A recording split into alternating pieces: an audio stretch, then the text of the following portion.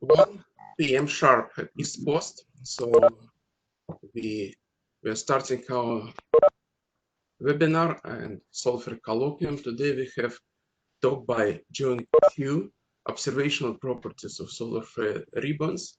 And John got her Bachelor of Science from Nanjing University in 1993, and then PhD in astrophysics, University 1998, and then she has a history of research and teaching employment at US, at NGIT, working with Big Bear Solar Observatory and offset data. At 2005, she joined Montana State University as assistant professor at physics department, where she works currently in the position of the associate professor.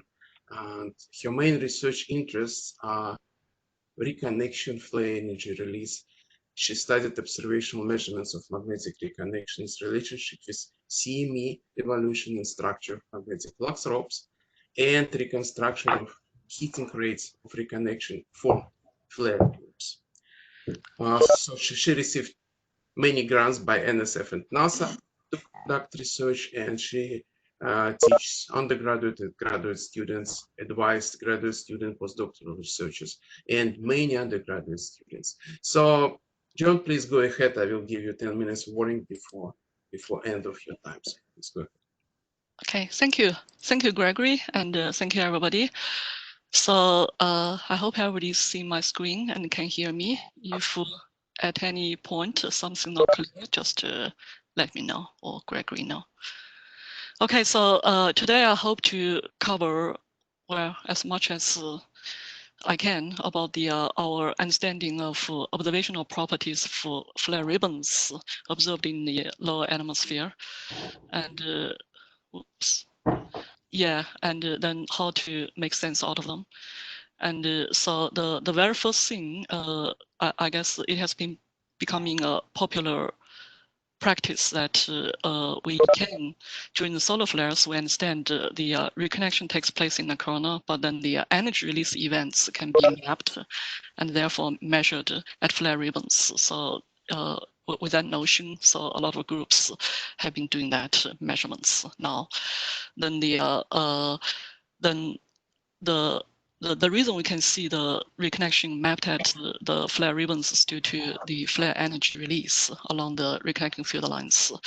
So because of that, we can also use the flare ribbons to try to probe the flare energetics and then understanding the temporal, spatial, and spectral behavior and the properties, then together in connection with the corona observations. So I would try to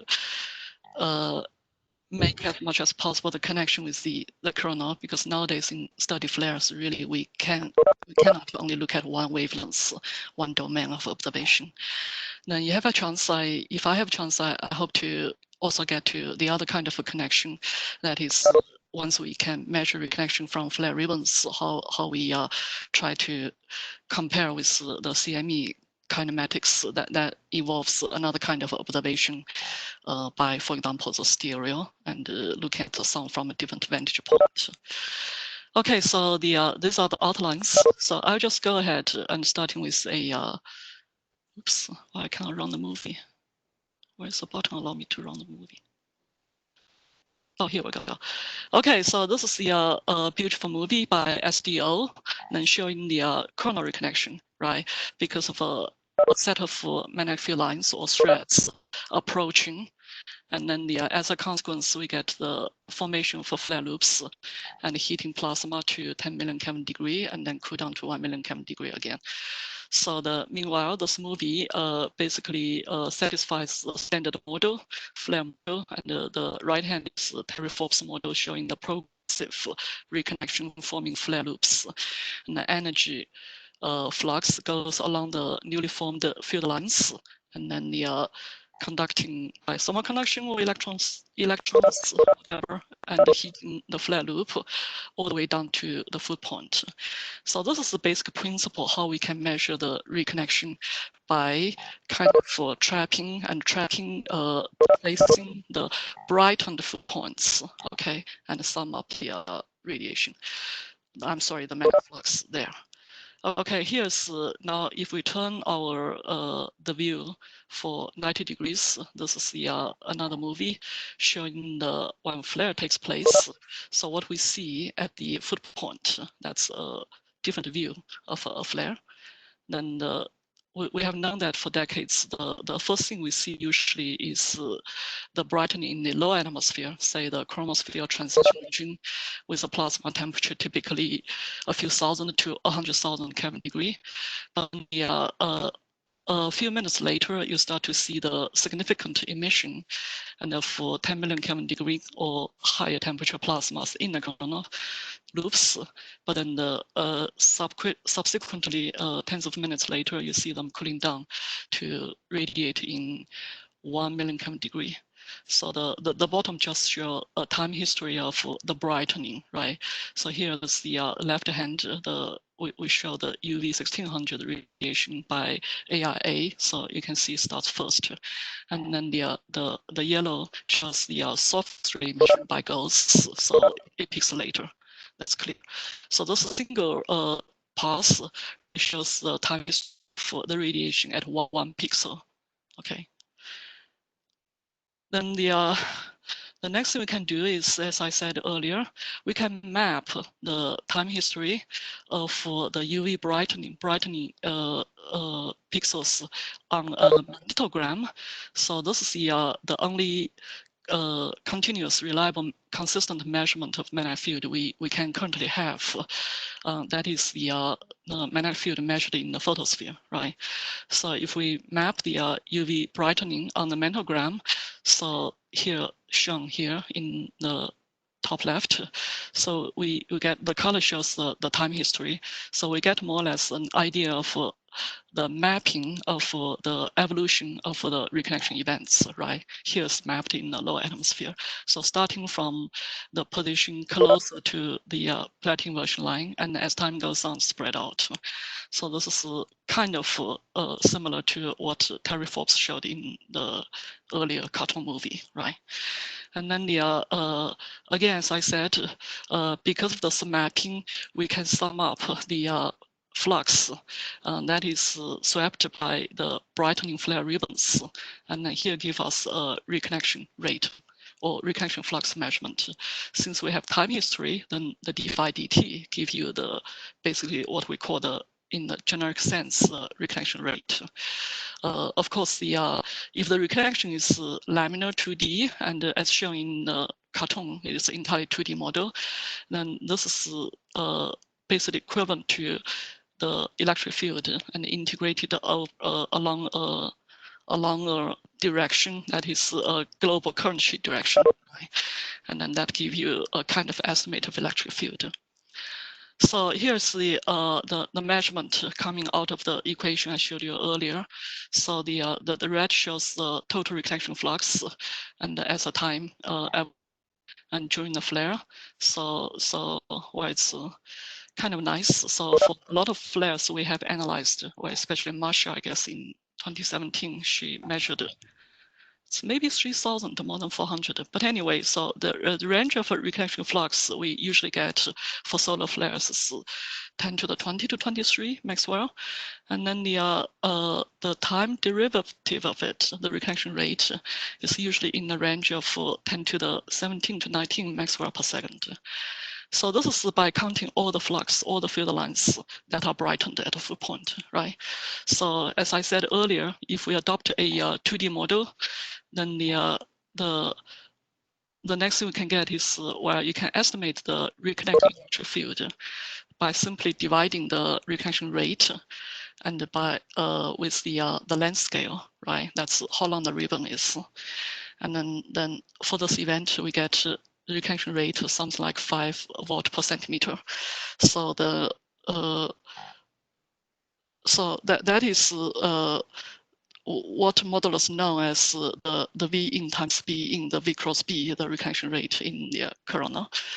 And of course, with some more assumption or the approximation, you can also kind of guess or estimate order of magnitude what's the alpha Mach number and this reconnection rate, right? So it's a fast reconnection. There's no doubt about that.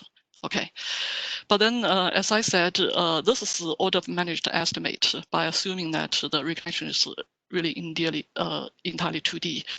And if we look at the details, right, of this mapping, so a lot of times we cannot really directly say the E is d phi dt directly divided by L. This is another event we analyzed a while back. So observed by trace. So you can see the reconnection start from somewhere and spreading out, okay, first, before the ribbon separation in the two-dimensional manner in the cartoon picture. So the right hand is kind of busy. So I'm just showing in red the important feature here.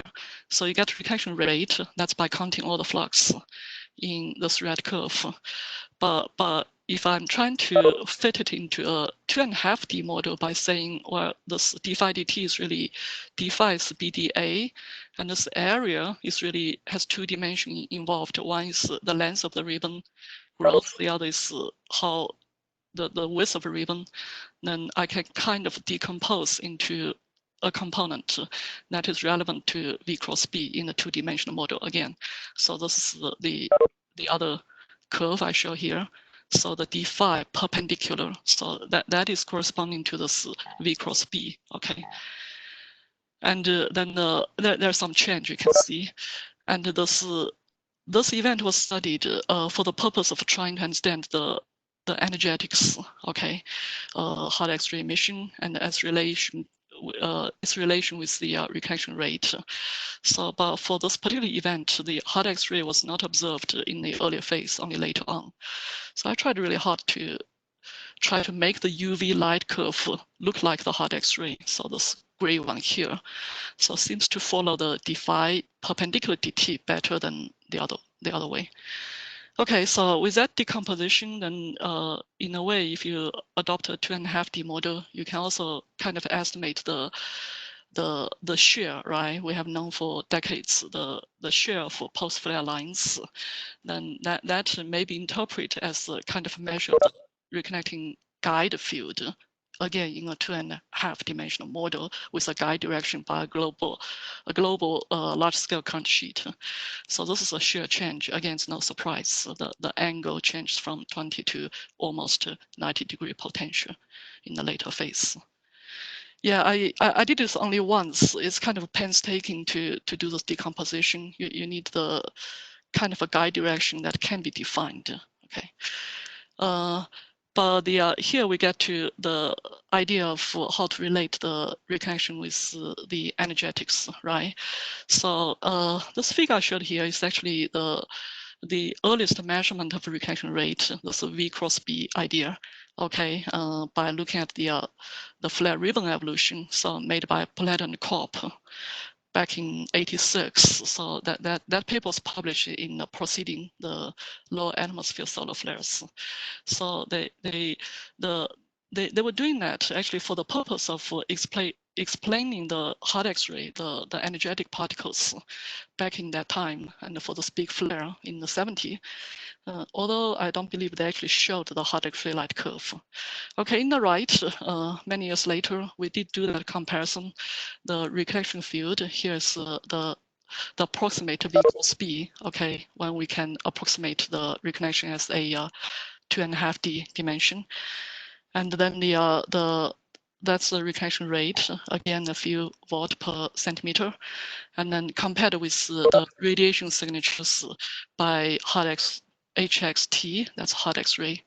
And also for that event, the OFSAR was observing the radio and the microwave burst. Okay, so this particular event shows the signatures, right? The reconnection rate in terms of E goes along with several bursts and shown in hard X-ray and radio. So that certainly is a kind of an indication that reconnection electric field may have something to do with the energetics. In this case, it's non-thermal electrons. So this work was done, with Dale Gary and Gregory in NGIT. So yeah, it's probably worth mentioning. This is also probably the only work we also try to evaluate the magnetic field in the flare loop by comparing the reconnection flux at the foot point and also the rising loop, flare loop. So we get estimated for magnetic field at the flat top. That is actually quite consistent with the diagnostic from the radio and by within a factor of 2. Okay, so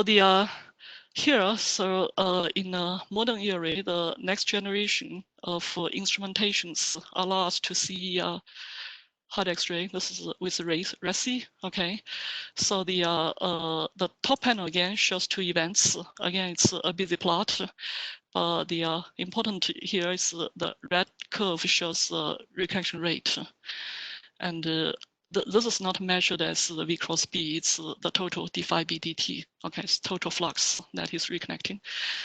And then the bottom panel shows some results from RESI analysis.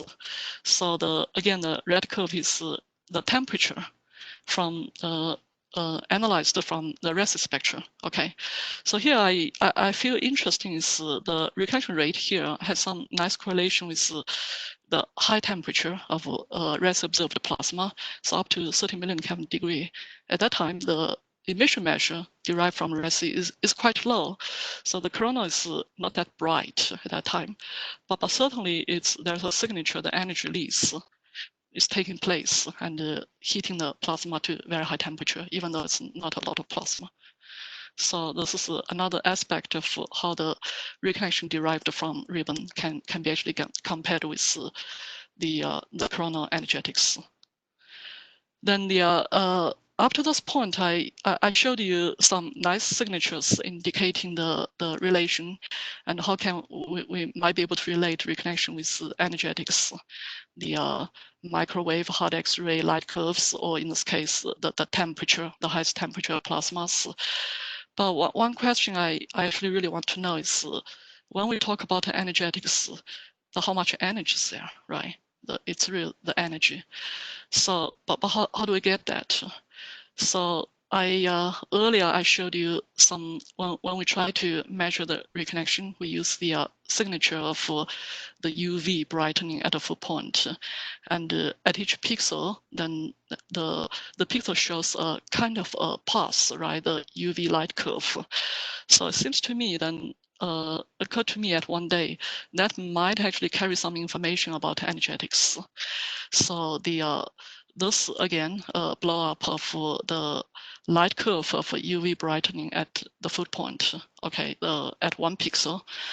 And then it has a sharp rise and followed by a sharp decay first, but then later the slow decay. So it occurred to me that maybe to really understand the light curve of UV brightening, say how bright it becomes and the time scale of it itself involves another area of study, right? We have to understand given an energy flux, either by electrons or by thermal conduction, and how the chromosphere is heated, right, to generate such radiation. So itself is whole area of study.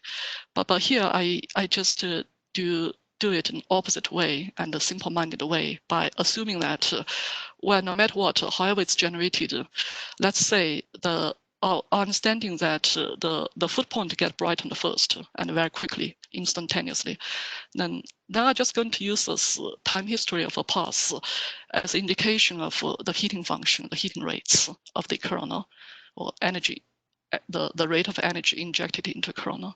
So then if I have this one and if I have this gas, then I probably can use this energy to go back to heat the corona, see how it generates the radiation in the corona, like see in some other wavelengths, right?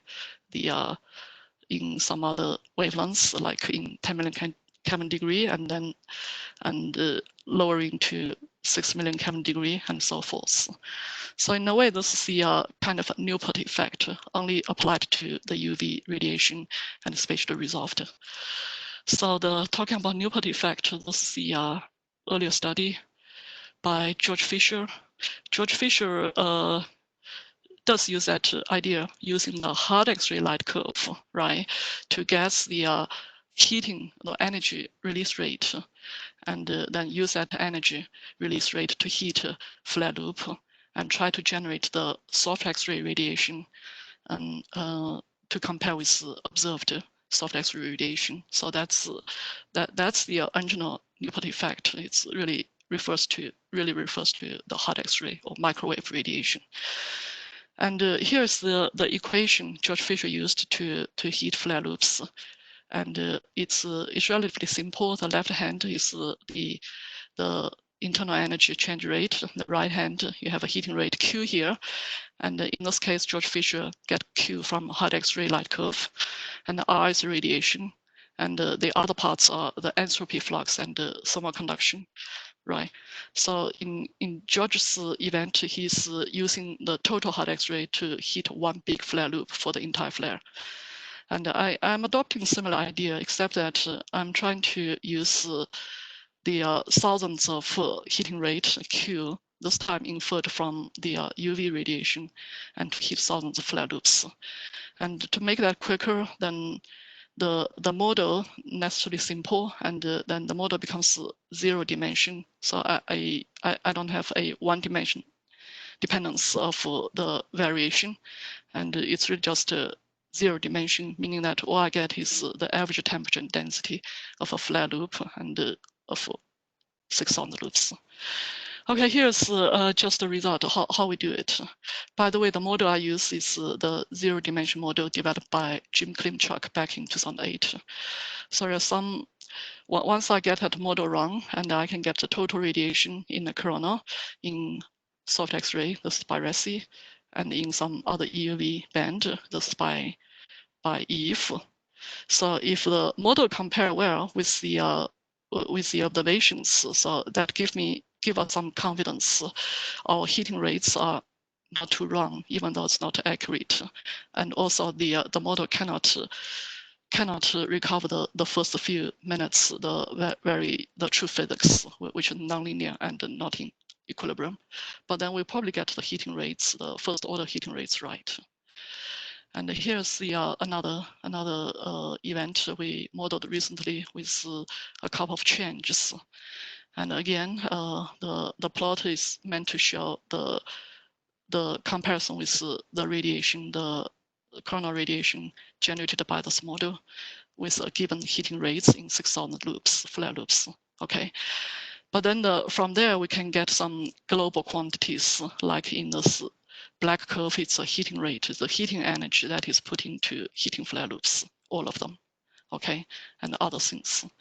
So then, but even more, since we are evaluating 6,000 heating events, so we get some kind of the heating energy distribution, right? And we can do a little bit scaling analysis with, for example, how the heating energy compared with the total magnetic energy in each loop. It's just B squares times the volume of a loop, or the reconnection flux in each loop, right? Because we can resolve that. Or from there, also a kind of a current, because the energy is really the reconnection flux times a certain kind of a current. So this hopefully help us to understand a little bit the energetics if flare heating or reconnection energy release events are sporadic or just a cluster of many events. Then this certainly the distribution of those various properties is based on the units of ARA pixels, right? Because I'm assuming each pixel gives anchored to each pixel, that's one reconnection energy release event.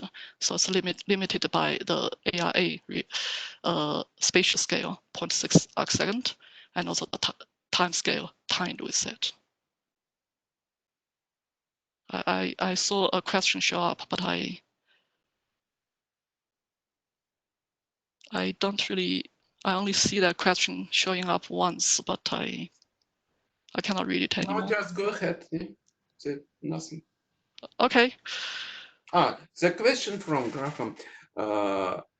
In this model, what is the typical duration of energy injection in each individual loop?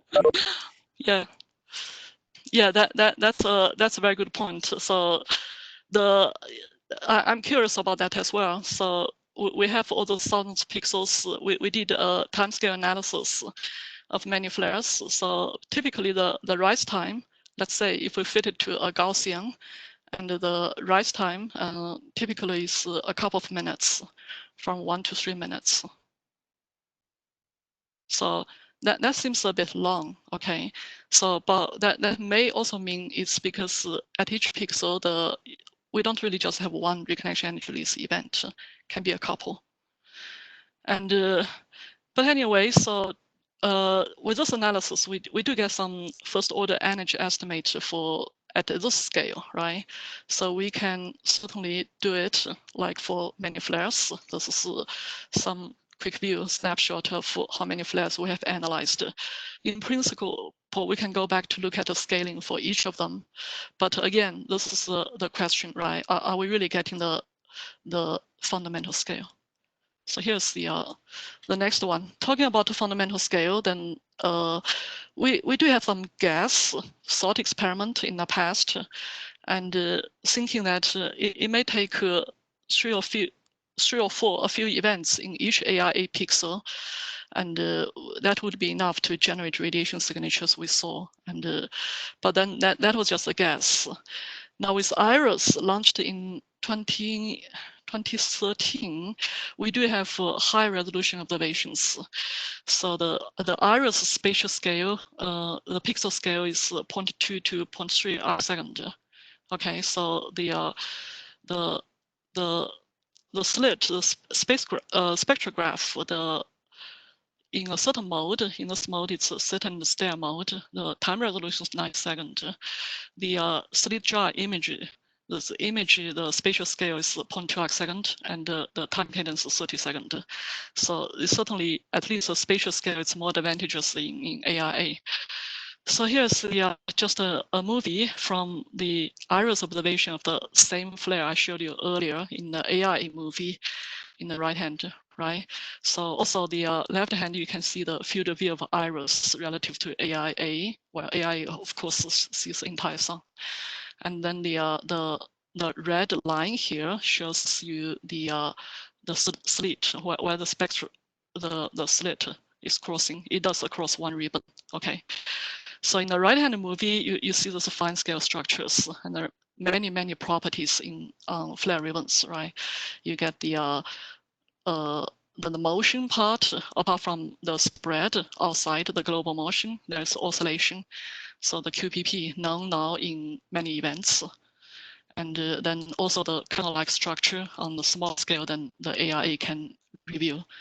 Okay, so the QPP itself, okay, it's another hot topic study. So I don't want to run into it, but I just wish to make 2 points from this study by Brennan.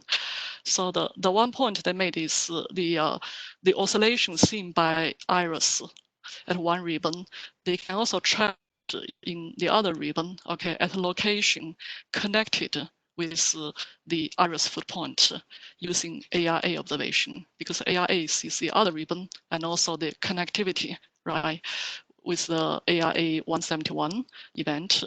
So basically the authors believe the oscillation found by the IRIS can be found in conjugate footpoint seen in AIA as well.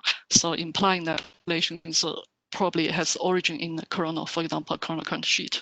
Okay, so that is to say, again, the ribbon dynamics helps you to get some information about the coronal physics. Then the other point this paper is making is because the IRIS is producing a lot of spectra, in this case, the silicon-4 spectra, and they also analyzed hundreds of spectra, and realizing that at each pixel, the IRIS pixel, the silicon-4 spectra can be fitted by, most of them can be fitted by at most 2 Gaussian, perfect Gaussian. So the conclusion is that at each IRIS pixel, maybe 2 energy release events are seen. So then the iris is very close to resolving the basic scales, okay, of energy release events. So that's a thing. Then the talking about the basic scales, so I think I really have to come to this paper by Jana and David. So in the same year, again, by analyzing iris observation. So this paper, in my personal opinion, is a seminal study of flare ribbon dynamics. And then there are many good things from this paper. So, but let's see. So I basically put almost all their figures here. Then the left hand, you show again just how the iris slit across the ribbons, right? And then the ribbon, as time evolves, the ribbon spread out, then the different points, and get brightened. And then this is basically the time evolution or spatial evolution of the energy release event.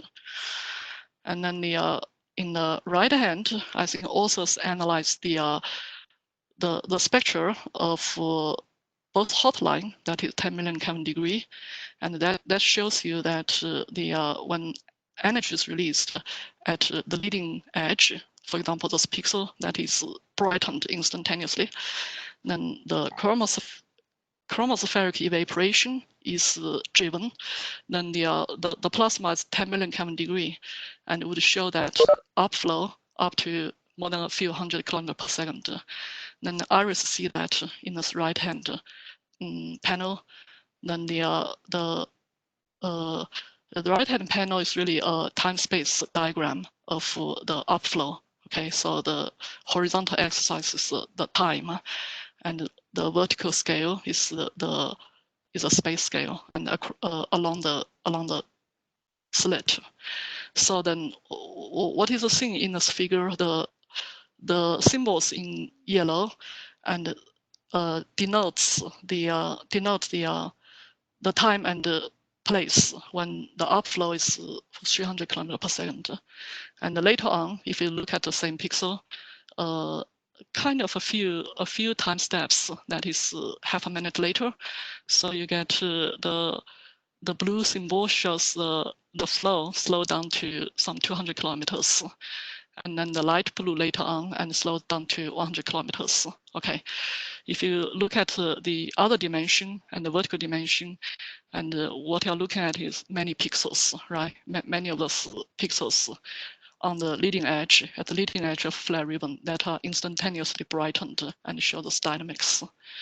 Okay, so the important point made in this beautiful figure is such the authors see that when they fit the spectra of hot line to get the upflow, so the spectral line, many of them are entirely shifted, the blue shifted. Okay, so we understand its importance because in the past, the unresolved spectral observations would always show you the asymmetric profile that can be fitted by a component that is stationary.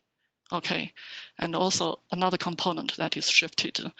That perhaps is most likely due to the mixture of many reconnection energy release events, and then some already cooled down, and or the upflow stopped, and some others still have the upflows. But here the iris, not just in this paper, in other papers, reveals that the lines shifted altogether. So meaning that the iris one pixel might be very close to capturing just the single energy release event. Okay, so the bottom panel here is the author's epoch plot. That's a really beautiful plot. It's creative and also striking, and showing the time profile of upflow of all those hundreds of pixels. Okay, so you can see they almost follow the same curve when you get the time straightened. Okay, so then this is the upflow. So coming from 300 kilometers per second all the way down to stationary. And the other figure shows the other line, the downflow derived from magnesium. It's a cool line that shows the downflow. Okay, so also this epoch plot shows very similar behavior of this hundreds of pixels. Downflow stops earlier, about 30 seconds. So the important conclusion from this paper by the authors is such: the iris spatial scale, the pixel scale, most likely capture the fundamental event, the scale of the events, the single reconnection energy release event. Okay, because all of them behave very similar. And then the plots I show you here, those time scales are just dynamic time scales, right, after energy release. But exactly what's the time scale for energy injection? So just a few months ago, the same author, I think David Jenner and other modelers, they did a they did a follow-up paper, the second paper I had been waiting for. Anyway, it came out just a few months ago. So they addressed that question. So the model is a lot more comprehensive. They try, the paper is a lot more comprehensive. They try to model the spectra by injecting the non-thermal electrons, okay, into each of those pixels to see how the spectral line can form. But they did include analysis of the light curve of the UV emission, okay, at each of those pixels. So this is a typical one. John, this is your 10 minutes warning. Okay, sounds good. Very good. Thank you. So this is a light curve, very similar to what I showed earlier, right, from the AIA. But if you actually read the axis, the label, and you realize the shape is similar, but the scale is different. So when they do analysis of rising time scale, so the typical energy injection time scale is about 20 seconds. Okay, so that's the that's a histogram of about 100 pixels they analyzed. So they actually did use this UV profile to guide how they heat the what's the energy injection time scale they use to heat the low atmosphere at each pixel. So that's what that paper is about. Okay, so I guess again here when we look at flare ribbons, so there are so many things we can learn, right, about the energetics. So this part is about the scales, the energetics scales relevant to the single energy release events due to reconnection. So I'm going to at this point the change gear to do another one, the remainder few minutes. I also wish to, I was told to talk about this. But anyway, so the other part is a totally different scale now. At this case, it's going to be the large scale rather than fine scale. So that concerns the once we can measure the reconnection from flare ribbons. So can we also help address the CME energetics, specifically the onset and acceleration of CME? So here to motivate the study, here I do try to gather many models in the past that put together those two, the reconnection versus the CME kinematics, like the early one by Martens and Coyne, right? They have induced current in a two-dimensional analytical circuit model. Okay, this is really reconnection rate, my interpretation, induced current.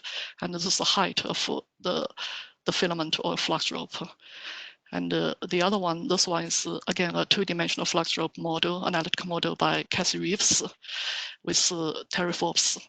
So again, I think Cassie has the CME acceleration profile, and then the another time profile is the, I believe it's actually E cross B, the E cross B in the reconnection current sheet. The E is the reconnection field, electric field. Okay, there's some other models a little bit more modern with the numeric simulation, the one by Shivada's group, Magara, and showing the, I think it's two-dimensional MHD simulation, the magnetic island plasmoid, the height of it, and then the reconnection electric field. That's a time profile. And then the other three plots are generated by Judy Carpen's group. So yeah, I know that pretty soon probably those plots will be updated with still high resolution run. But anyway, so all those models trying to show the relation between reconnection and the CME kinematics. So what can we do with observations? then in the past observations mostly try to get the CME velocity compared with the radiation, flare radiation, just because it's difficult to get reconnection measurement and CME velocity at the same time. And there's rare occasions when you see a flare somewhere 45 degrees from disk center, then you would see a flux rope rising, and at the same time you get flare ribbons, right? And close to the disk, on the disk, then you can get some kind of a measurement of flux rope as well as reconnection. So this is one of the rare studies by Ying Li here. I think the same event analyzed by Glasgow group. So they get, so this is probably the most information we can get, but such events are rare.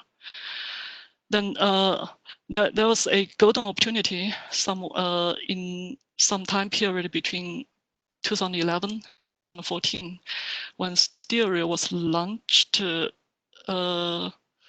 Stereo spacecraft, spacecraft was launched 2007, but 2006, but 2011, and the spacecraft was at the position that is looking at the sun from an angle 90 degrees from the Earth view, and where the SDO is observing the disk of the sun.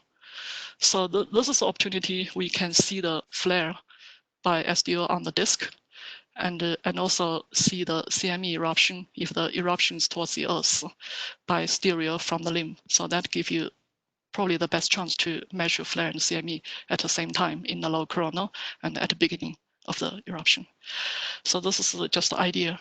You can see the CME from Stereo from the limb, but meanwhile on the disk you see the flare evolution observed by AI SDO. Then from Stereo measurement all the way down to EUVI, and then we can see the flux rope just to have a solar radii or lower above the surface and follow its trajectory.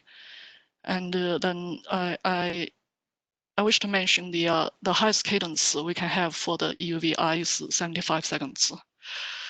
And so this allows us to measure reconnection rate and the CME height at the same time. So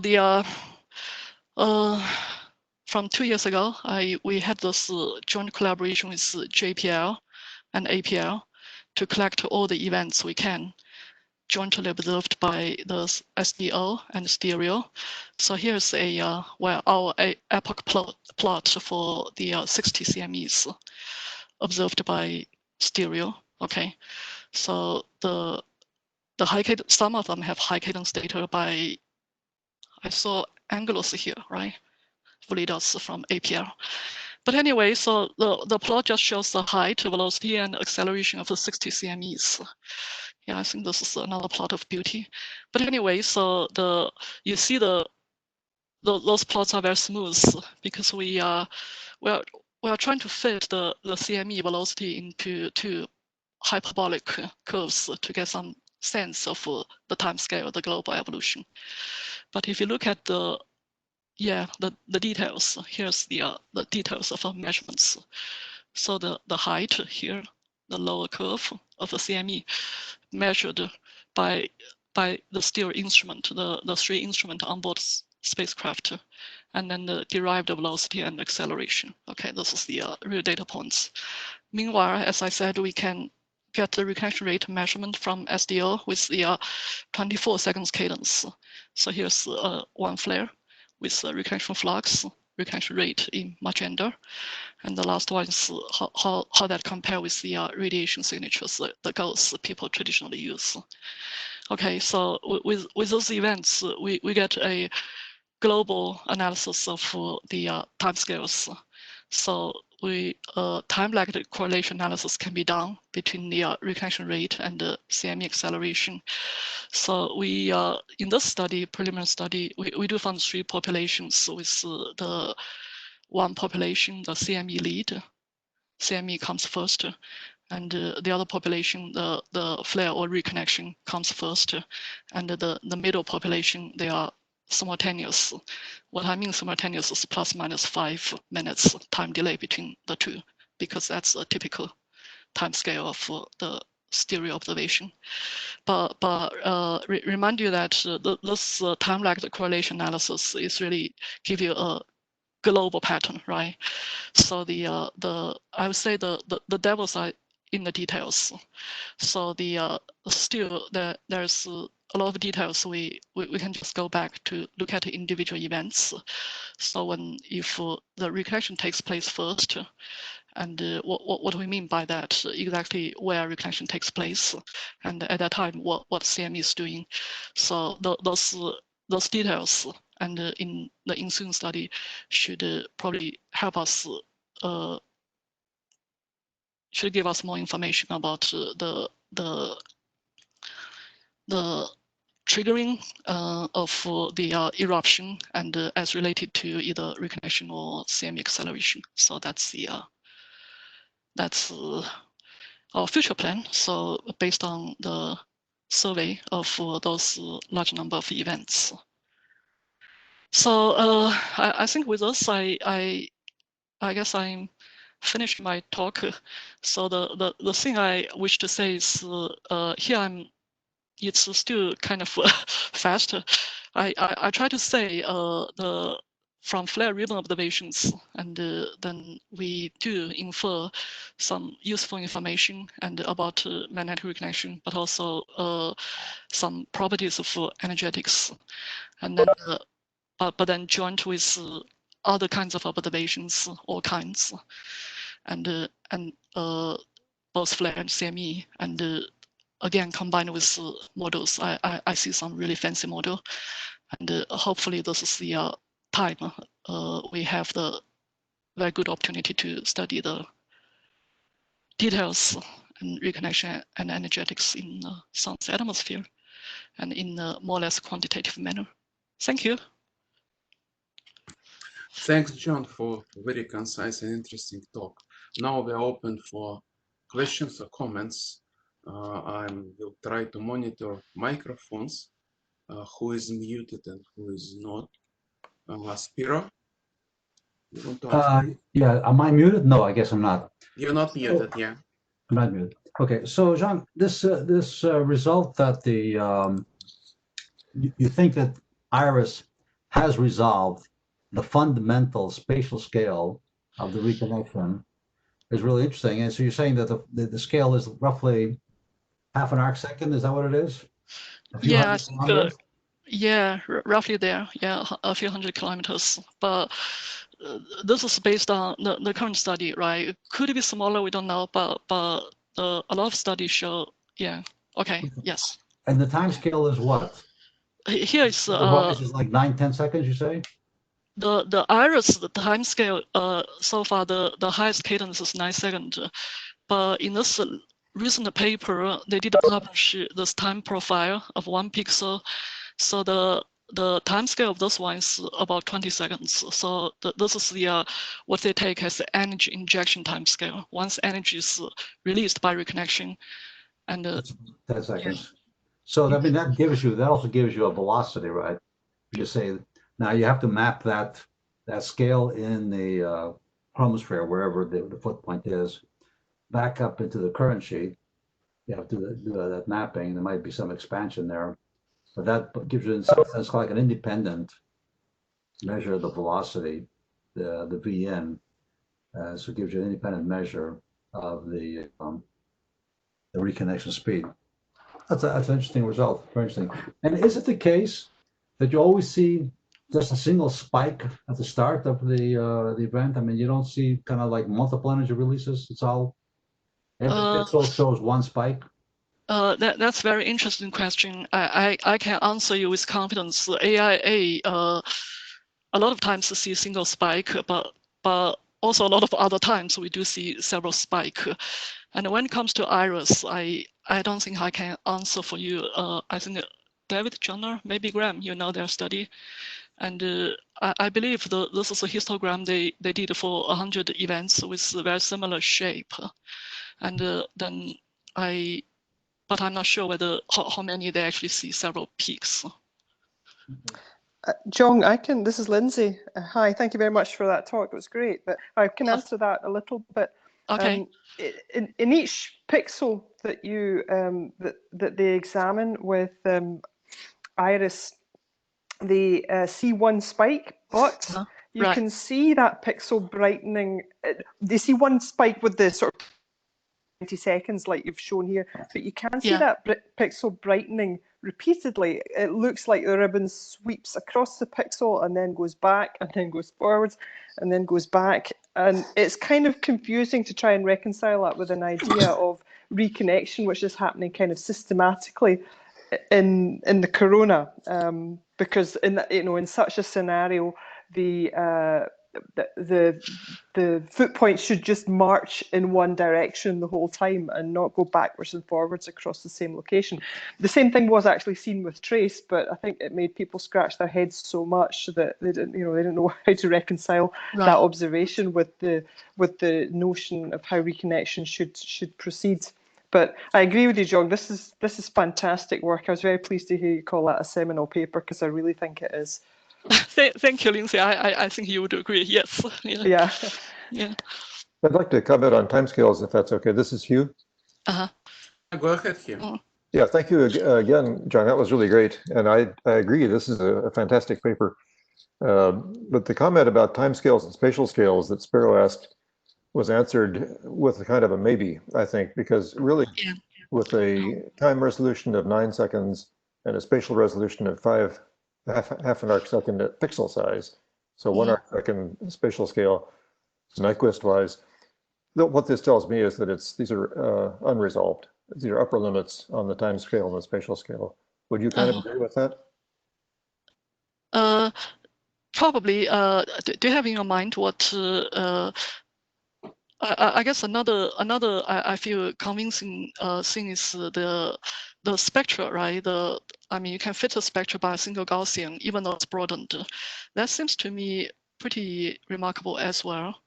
So or 1 or 2 Gaussians. So I'm thinking based on that another spectral information. It seems that the iris is probably not totally resolved, but probably close to resolving. Well, that's the question. Is it probably close, or is that just imagination? My personal take, I think it's close. It probably don't totally resolve, but very close. Okay, well, time will tell, because we'll have better resolution. Right, sure, yeah. Could I ask a question then? Back at the very beginning, you showed the slides about April 18th, 2014, and you showed which related the RESI temperature with the reconnection rate. Oh. If you could look at that, I have a question about that. Okay. One of the first slides, RESI temperature and reconnection rate. Okay, here. Yeah, so there's a very good match between your reconnection rate and the RESI temperature, but there's a very poor match between the reconnection rate and the evaporation flow, right? So the green line is the 20 kilobits, the hard X-rays, right? So there's a very poor match between those two. How do you explain that? I don't know. Originally, when I was starting this work, I was trying to match hard X-ray. So the reconnection rate with hard X-ray, because that was the goal. But then this is a surprising accidental finding that the matching is better with temperature. Actually, I even have a plot showing the peak temperature and peak reconnection rate scales very well. But temperature has no energy. There's no energy in the temperature, right? This is just temperature. Yeah. So the energetics are very different from what your reconnection would suggest. Yeah. But here the reconnection rate I measured here is the total number of the lines I'm counting, right? So it's a little bit similar to the earlier one I showed here for the Bastille Day flare, because the ribbons spread so quickly. So at the beginning you end up having counting many lines very fast, right? So that's a large reconnection rate. But if I do this painstaking job to decompose into what we call the V cross B, so at the beginning the reconnection rate is not that large, so it becomes smaller and peak later, and this later peak seems to go better with the hard X-ray. So that's I don't try to interpret it. That's just my gut feeling from a couple of events. This is Jim Drake. Can I Yes, comment Jim. on Hugh's question? If you could go back to that slide of the temperature, yeah. I mean, if you look at it from a possible theoretical perspective where the energy first goes into heating and then out of that heating is pulled out the non-thermal particles, then you might, I'm a bit surprised about, I mean, this time scale seems huge. And so I'm not really saying this too seriously, but in principle, one should expect heating first, then non-thermals. But I think the time delay here is, of course, awfully long. So I'm not sure that's a very good explanation. Can I make a comment here that as the density goes up, you know, from chromospheric evaporation, et cetera, you could have a lot of energy in the thermal and still have the temperature go down. So, Right. you know, the hard X-rays are going up at that time. It's just that the temperature peaks early because of the, you know, relatively low densities at that time. Yeah, but the point is that the reconnection rate has already peaked long before, and so the energy, if the energy really is in the reconnection outflow, then it's a mismatch. Yeah. I cannot answer this question, but the other way, observationally, it's sensible that when there's a high temperature in the corona, the conduction would do something, right? Then all I'm measuring here is which foot point, which place is brightened. If a conduction make it bright, that's why I get a measurement of reconnection rate. But does it mean that, yeah, how's the reconnection rate necessarily related to how much energy is actually released there? That part I'm not too sure. So this comes out as a surprise to me as well. Jong, I've got a question related to that as well. It's very interesting plot. The temperature, can you be sure, I mean, can you do RESI imaging or other kinds of imaging to identify the location which is radiating at those high temperatures? I mean, the assumption it would be that it's the corona, but you know, we know from multiple other observations, for example, David Graham's observations, that the foot points, the chromosphere, can also be heated to very high temperatures. You know, is it possible that you're seeing foot point heating in this very high temperature with negligible emission measure? Have you looked at that? I haven't. I guess I just have some symbolic the RESI images every now and then, but not. It might be interesting to look at it. Just sure. I think it's a good idea. I actually have to invite people to look into this. Comes as a surprise to me. We just it's a very intriguing observation. It really is. Lisa, I want to add that in September 10, it also sees a very hot temperature plasma at very early stages, and this is published in Bin's recent paper. Okay, great. Yeah. I need to look at that. I'm a wee bit behind on my literature. So I have other questions. I have a naive question. This is Ty. Hi. So the same plot you have here. So in the region where the temperature is measured, do you know if the plasma is sort of trapped or they sort of, you know, free to disappear into, you know, into space? The reason I ask that question is like in the Earth's magnitude tail, for example, you could have reconnection that's only short-lived, like 10, 20 minutes. But then, and you energize the plasma, you know, in current sheet. But then that temperature remains for hours. You know, it doesn't just go away. They don't, you know, because the plasma is trapped there. But then now I don't really know the situation in where you measure this. It's actually a good question. I think it's in a way tied to Linsa's question, right? I'm not sure. I haven't really made an image of, for example, at this time, and so I don't really know exactly where is this very hot plasma, and whether it's trapped or what. Where the I don't really know. Yeah, for sure. Gregory, can I ask another question? Sure.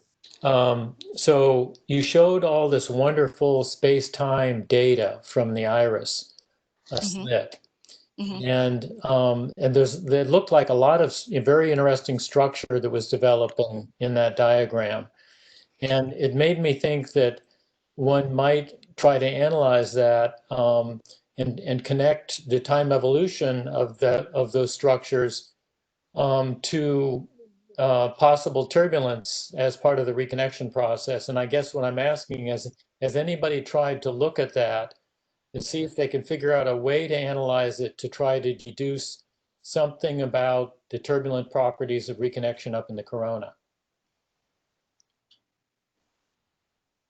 Well, I guess I'm not the best person to answer. I'm pretty sure there are people in the audience. Well, this might really come down to the question of mapping the evolution of the ribbons back to the corona and asking the question, does the evolution of the ribbons correspond to a reconnection in the corona that's highly systematic, starts at a certain line and then moves upward? Or does it correspond to a bunch of, reconnection spots in the corona, kind of randomly occurring at various locations, right? Yeah, right, exactly. That's really what it comes down to. And so that's what it comes down to. Yeah, Okay. I mean, there is some overall organization, there is some systematic spread both along the ribbon and perpendicular to the ribbon, but there's such a lot of substructure that, there is something else going on a small scale. Right. I've got a feeling that Gerhard Herendel, of all people, was thinking about this. Yeah. So I think what needs to be done is to look at these ribbons and kind of do like a difference analysis. So the problem with the ribbons right now is that if a spot gets bright, it takes some time for it to dim, shall we say. Right. Sure. Right. Yeah. So as the thing spreads out, you're kind of fooled. So you have to do some kind of differencing and say, okay, wait a minute, let me look at what happens at each pixel as a function of time when I subtract away the previous heating event. Are there new heating events? Do I see then that I lose this kind of coherent texture? Do I see like a speckled pattern of heating, or is it simply the case that every pixel gets heated once and that's the end of it? Then it would be a systematic laminar type reconnection. Let me send a warning that we have reached 1 hour duration. We can continue talking, but let's keep in mind that fact. Why not do a local space average of the data, and then one can follow that as a function of time, and then subtract that from the original data, and that'll give you a set of difference data, so sort of along the line of what Spiro was saying. Uh-huh. But why do you want to average it in space? You want to average? Because I'm trying to eliminate the clearly there's a direct motion that's sort of mapping the large scale reconnection event, because clearly there's a progression outwards, that everybody is used to thinking about. But on top of that, there's substructure. So I'm trying to find a way of eliminating the large scale motion so that one can get at more details of what the substructure actually looks like. I guess, Jim, you suggested the other day just do a power spectrum analysis, right? So yeah, that's another possibility. But I'm just thinking, in light of what Lindsay was saying, that that getting rid of the large scale motion might be a first step in terms of doing a space-time analysis of that, the residual data. Yeah, that sounds like that sounds like a good project. Yeah, project student. Lindsay, you have a graduate student. But I wish to add a little bit. There's another thing in the paper. Of course, it's a bit complex, but anyway, they use the hot line, the iron line, to see the totally blue shifted component, right? But that line is broadened enormously. This I do know, even though it's symmetric and totally shifted. But since it's the hydrodynamic dynamics also involved, so I'm not sure if that can be partly interpreted by in one pixel there's a turbulent type of reconnection that makes that line broadened. I mean, it's not a direct. So the line broadening is very strong and it's very apparent. But it's also in the foot point, right? And it's in the foot point. Yeah, it's not in the. This is not the corona. Yeah, Yeah, it's kind not of in the pushing. corona, right? It's pushing well beyond the standard flare model to say that's due to turbulent reconnection in the chromosphere, but it could certainly be, turbulent broadening in the chromosphere. And coming back to Jim's earlier point, an idea for acceleration, which I think is well worth interesting, is you start with turbulence, and I'm talking about in the lower atmosphere. You start with turbulence, which leads to heating, and when the plasma becomes collisionless to some extent, then you start to pull locally out a tail of non-thermal electrons. Now, this can happen in the corona. We talk about this all the time in the corona. It can also happen in the upper chromosphere. So I think that that's an interesting line of investigation for some clever theorists to follow.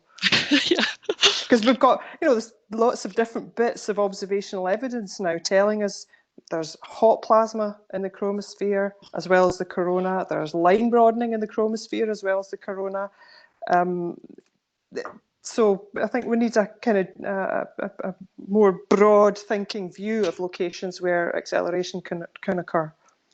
Yeah, I guess in general, I agree. We need some characterization and to put all those bits and bits of signatures, put them together, so to get a but also quantitatively, not just describing. Yeah. Yeah, not just hand waving. Yes, I'm good at the hand waving, but not good at the quantitative stuff. No. I think what you are giving is a kind of scheme. We do need a scheme to characterize those things. Okay, guys, other questions or comments? I guess I have one question for John. There's been this long-standing question about how the ribbons look fairly continuous, and yet in RESI there are maybe only a few bright points or something. So the ribbons are not equally, bright in X-rays, but they're fairly uniform in other wavelengths. So is there anything new really? I think actually this paper was trying to address that question. You can see the upper panel is the hard X-ray imaging by HST, right? So when I see the ribbon, and it's more or less continuous, but the hard X-ray is really kernel. I guess we have discussed this a lot of times, and one could be observational limitation because dynamic range of making images out of a hard X-ray. But the other, I guess, in this paper we discussed, because of this UV, they cool down really slowly. So because of that effect, UV appears to be continuous. But the hard X-ray one, the time scale is not that long, so it don't connect to become a ribbon. So this is one discussion we made.